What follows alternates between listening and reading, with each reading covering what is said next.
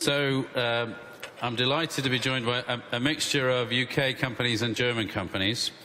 And we have Sarah Wood, co-founder and COO of Unruly, which is in the mad tech area of technology. She can explain more later. We have Mike Slater, who is Senior Vice President, Northern Europe and South Africa for Software AG. And we have then Hagen Rickman, who is the Managing Director of Sales for T-Systems International. Don't need much introduction, I don't think, here in this audience, but can tell a bit more of that. And Nick Bray, the CFO of Sophos, which is a UK company also operating in Germany. And last but not least, you heard about the competition we did, one of our prize winners, a startup himself, James Rosewell, CEO and founder of 51 Degrees, who specialize in device detection in the mobile world.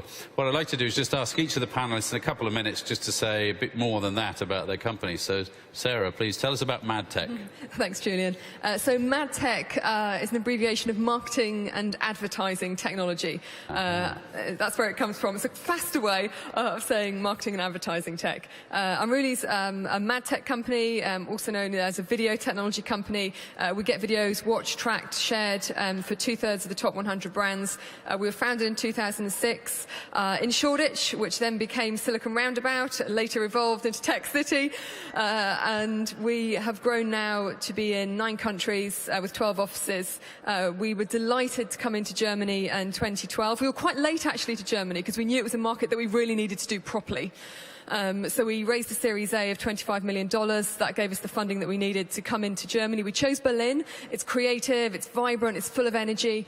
And that was great for growing an organic business. But we had an awesome local competitor called Share If You Like, a German business based in Hamburg, who we acquired in 2013, and at that point we moved to 2013. Campaigns that we've run that you might have seen include the Funky Chicken by Mercedes. That is the chicken doing all kind of funny moves. And then also the most shared ad so far this year, which is by supermarket group Edeka, and the track is called Supergeil. Who's seen Supergeil? A few of you. The rest of you are missing a treat. Go and look it up. Thanks very much, Sarah. So, Mike, sorry to do this to you, but follow that. Have you got a chicken or a Supergeil in Software AG? We don't have any chickens, I'm afraid. But so Software AG, we've been around for many decades now, but actually what we do is we allow organizations to become digital enterprises.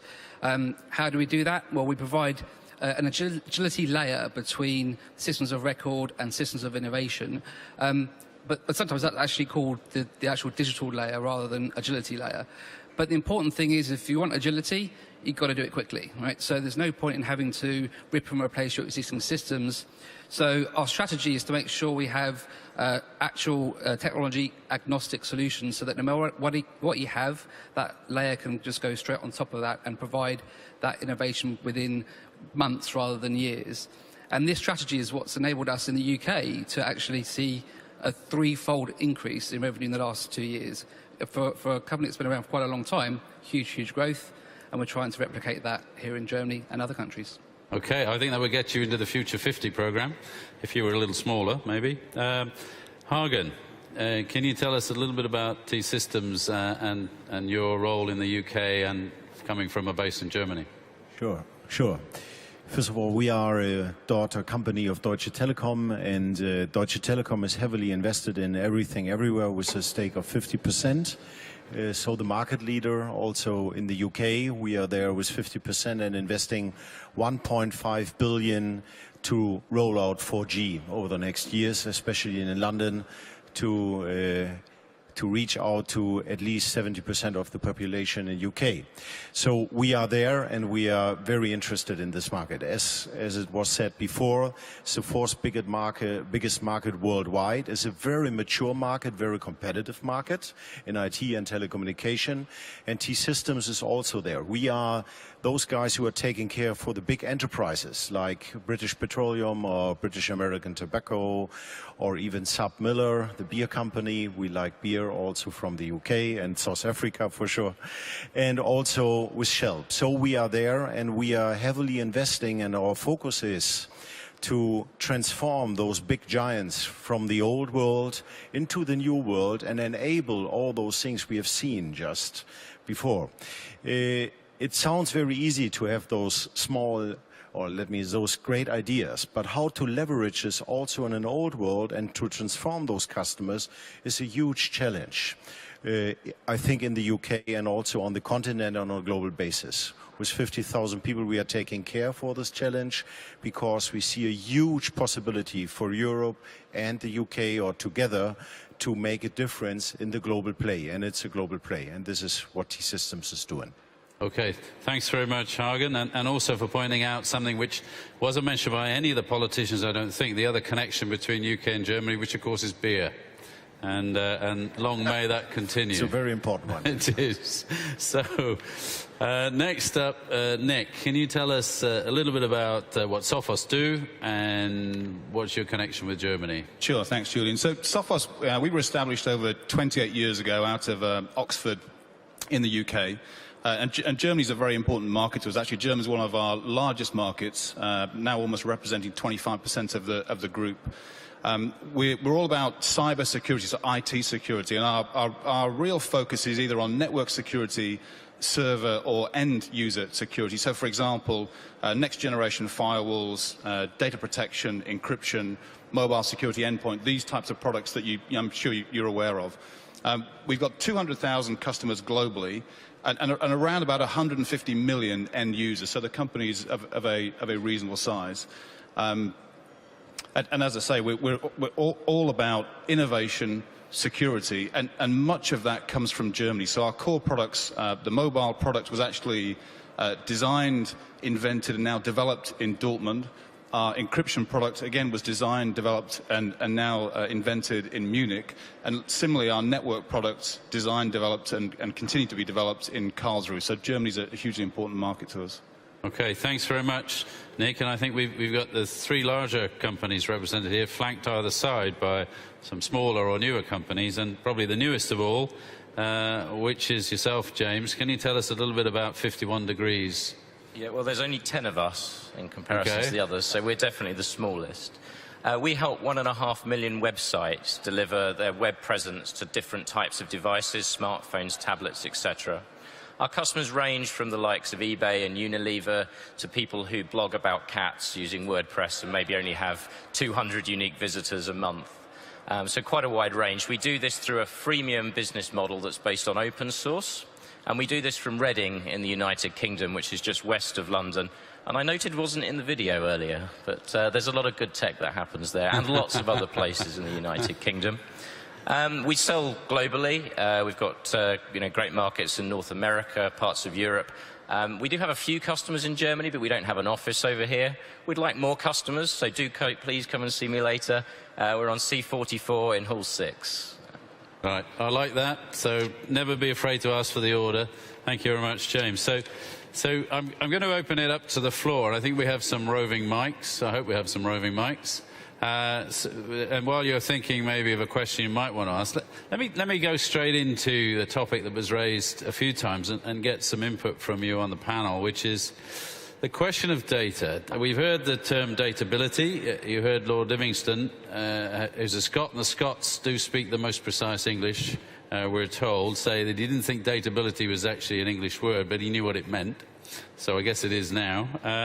But looking at that, sustainable big data, and obviously the potential connection with the mobile world, which is how we all get at data these days. And what I'd like to know is, looking at this from the point of view of data privacy on one side and the benefit of open data, which you heard a lot of certainly from the UK ministers. How do you see that? And maybe you could start us off, Mike, with just a thought. Looking at that from the perspective of an established company, how do you see the evolution of that, and where do you think we should go? That's a good question. So I think a lot of people have viewed big data as simply trying to manage the sheer volume of data.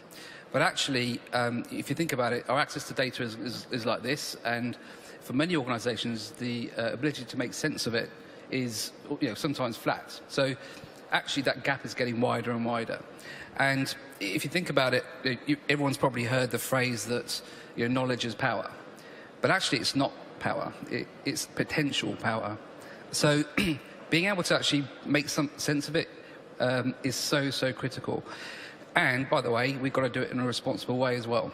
So in the last sort of 2 years or so, there's been a real increase in innovation and technologies that allow you to make sense of this data, but it's not enough just to make sense of it. You've got to make sense of it in real time, and often with quite complex scenarios. So we only want to know if this is happening to our customer, or they're making this transaction, or they happen to be in this location, and being able to very quickly use that information. So a classic example, most of us have had a phone call after making a transaction abroad from the fraud office of your bank.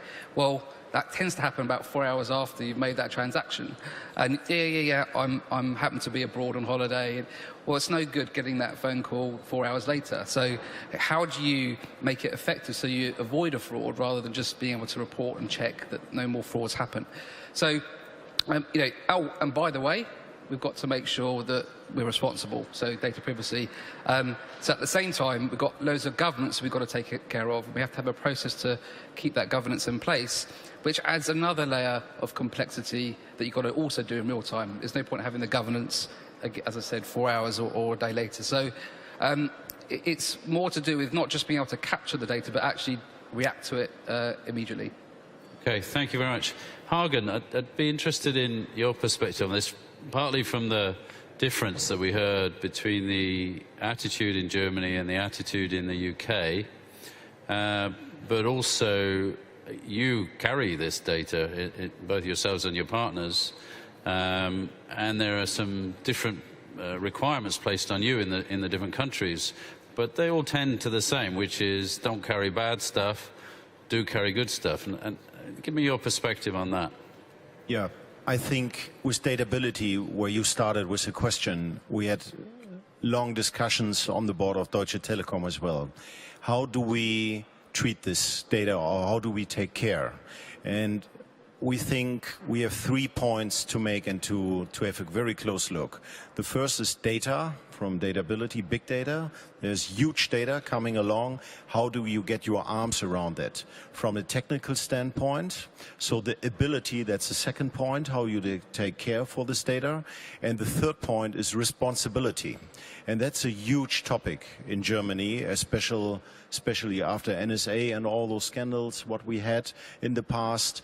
And so how to differentiate between data which is personalized and the people don't want to share, and what is about the data they would like to share. In a study we did in Germany with a big newspaper, 80% of the people are willing to give their whole data away for €5.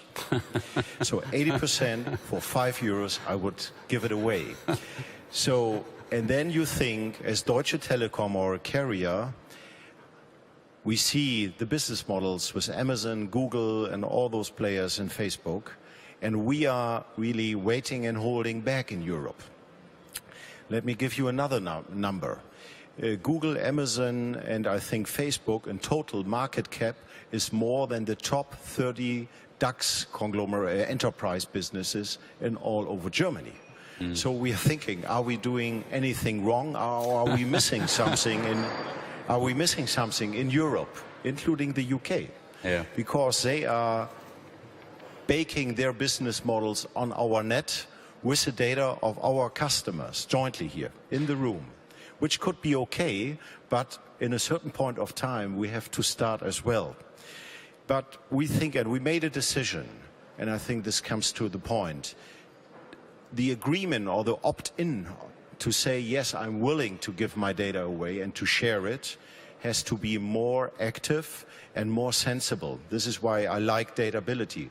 Take responsibility for the data, and this is the discussion we are having when we set up new business models. There is no way we have to speed up, but in the right way. And I think the time will come pretty soon that this ethic discussion is going to increase rapidly, so that we have the right answers in Europe. And when we do this in a European joint way, I think then we have a very good starting point to hurry up and also to get maybe more market cap compared to today. And more growth and more jobs. Absolutely. Yeah. And one last sentence, all the numbers what we have seen on growth, I'm absolutely believer that we can do this and that we can do better when we do this jointly. And for me, UK is a bridge also into the US to get this closer to each other as it was over hundreds of years, and to make use of that and to get stronger with this alliance. Okay. This is how I view it. So this could be the second attempt by Hanover to take over the US through the UK. The first one being 1714, but I take your point, Hans. Can I just ask, is there a question from the floor? Anybody with a follow-up or a comment on what we've just heard before we go further?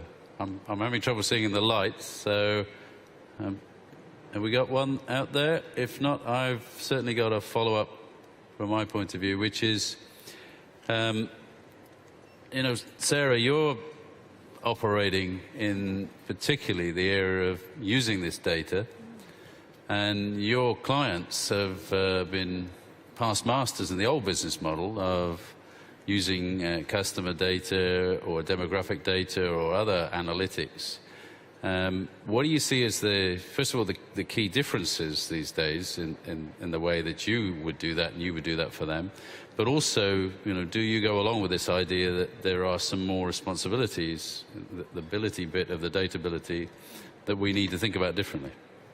Absolutely. We all have responsibilities in this new economy, and everyone talks about the sharing economy, and I'm a strong believer in the sharing economy. We all love to share, whether it's silly cats or whether it's kind of serious issues that we're sharing with each other.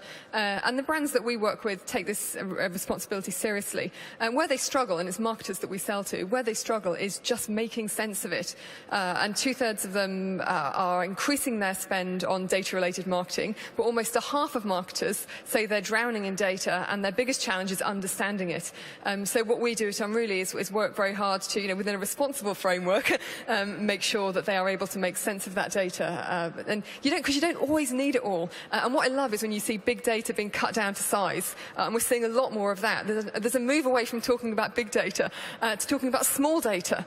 The smallest sliders, the smallest segments, if you can give people access just to the small segments they need, that will help with their understanding, because it's a lot less to get through, and it also helps with security because you're sharing far less information. So I think there is a third way there, and it's about less rather than more. Okay, so more is less and less is more, and presumably if I go to the other end, I shouldn't assume this, but if I go to the other end of the chairs, a key thing is keeping it safe. I mean, if we have a responsible attitude to it, somebody else might still be trying to get at it who isn't perhaps so responsible. Nick, I wonder if you have any thoughts on that? Yeah, absolutely. Well, and the main thing about big data to me is huge benefits. And we've talked about growth, we've talked about innovation, and part of that is generating big data. So in the time, Julian, that you asked that question, something like 100,000 tweets happened, 11 million texts, 1.8 billion terabytes of data created. It is just absolutely massive. So the amount of data being generated. So in terms of that is there for innovation and growth. The question now is, you don't want to slow that down. How do you work within it, and how do you keep the security of that data?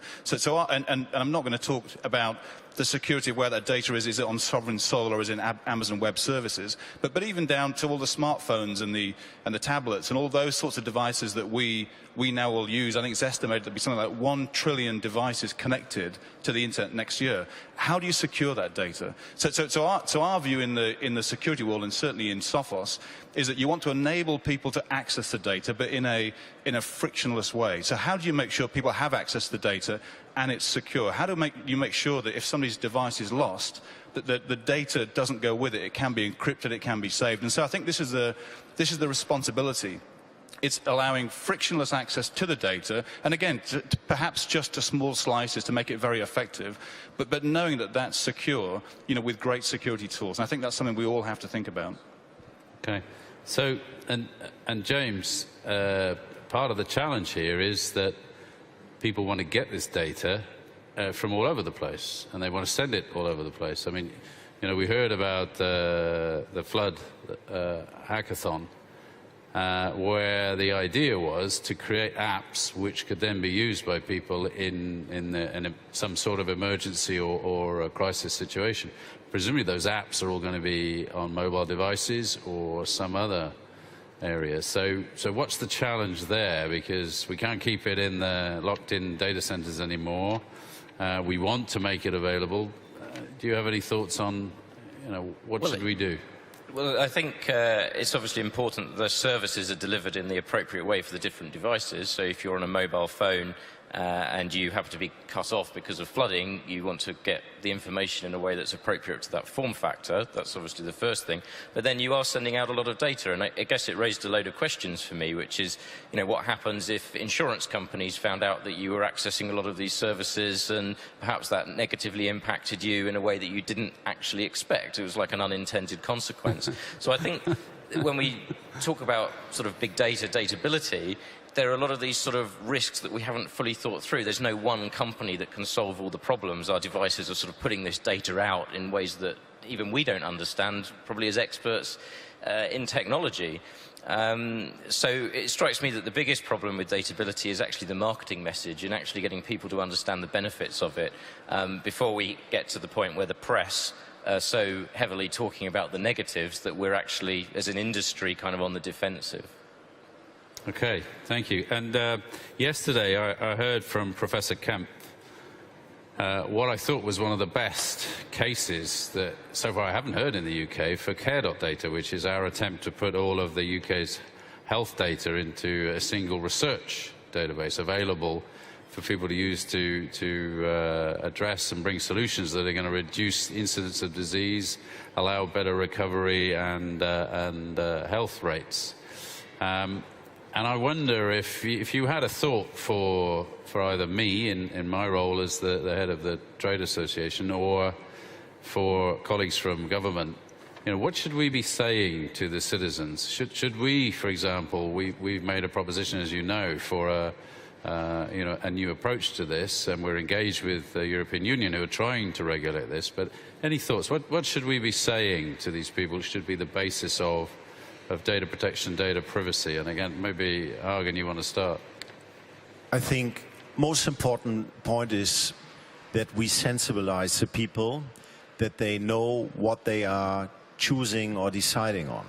Okay. There are a lot of upsides, what we just have shared, but there are also downsides. And right now we are in the phase that everybody, when we see small new application which give benefits, we love it. And that's good, because that's the beginning of a revolution for more value and quicker response times, all the things we have just seen. But first thing, we have to sensibilize the people to know what they are choosing and what they are deciding. And this is a job for the politicians we have to do. Second, also the framework to ensure secure communication and environments. This is also where Nelly Cruz and all those guys are going. And on the other hand, also allowing enough freedom that those new business models can get up. And this is not an easy thing. I'm convinced, as a third recommendation, a need, when we do this in Europe jointly, this is the only solution. No country can do this alone. All those things with Tech City and what we are doing in Berlin or Munich or Hamburg, great things, but means nothing because we are not scaling up. Okay. So, and these are the three things we need. Okay. Mike, you have a perspective on that? Anything to add to that, or is that pretty much sum up what we should be doing? It sums that very well, but I think we can't underestimate how complex it is to actually govern this.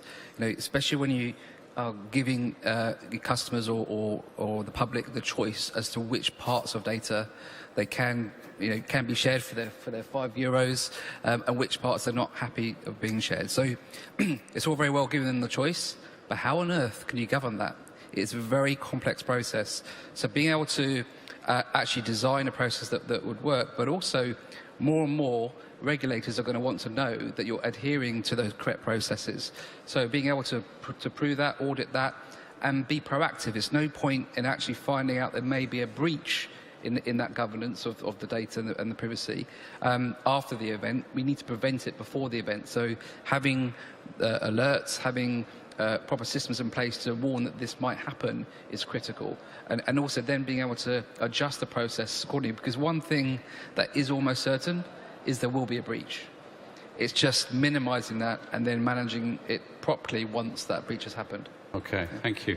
So look, we're getting to the close of our allocated time, and I know there's a lot else for people to see. So I'm just going to say once more to the audience, is there a question out there or a comment to follow up on the panel? Okay, in which case I'm going to ask the audience a question. Let's turn the tables, and I'm going to also ask the same question to the panel, and it's really two competitions. So the first one is Germany and maybe Berlin, or UK and maybe London. Which is going to be the leading tech hub at the end of 2014? And the second question is, supposing the World Cup final ends up in Brazil being between England and Germany, who's going to win that? So, just supposing, yeah, I know Germany might get there, but anyway, supposing it ends like that, so who would win the World Cup final? Can I see a show of hands for England first? Ah, I like that. 4. Thank you. Can I see a show of hands for Germany winning in that event? So, hold on, what's going on here? So, the answer to that question from the floor was a bit more than 4.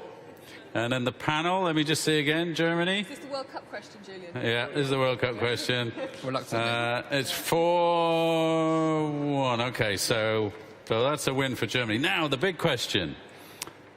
Which is the best place for startups and for tech clusters? And I take your point, James, it's not all about London, but let's just say, if it were a head-to-head, London and Berlin, at the end of 2014, which is going to be the best place for you all to come and make a business? So let me see hands from the audience for Berlin. Okay. Yep, there's a couple of guys at the back. Probably from Munich, spoofing us here. And who's for London and the UK? So that's slightly more on my panel. Let me see for London and the UK. 3, and for Berlin and Germany, the best tech hub. I'm not going to vote, and the reason is because I'm really sorry, but I think it's the wrong question. Okay. Because on a day like today, this is where we shouldn't be being divisive and thinking about is it Berlin or London. The opportunity, I'm really sorry, but the opportunity, Hagen, is exactly what you were saying. It's about building the alliance, and I think both cities have their unique opportunities. I'm in London. I live in London. My family are in London. My business is there. So I would say London, but I also know that Berlin has got a load to offer. Okay. So look, that sort of is a good note to end on, I think, which is that we're all better together.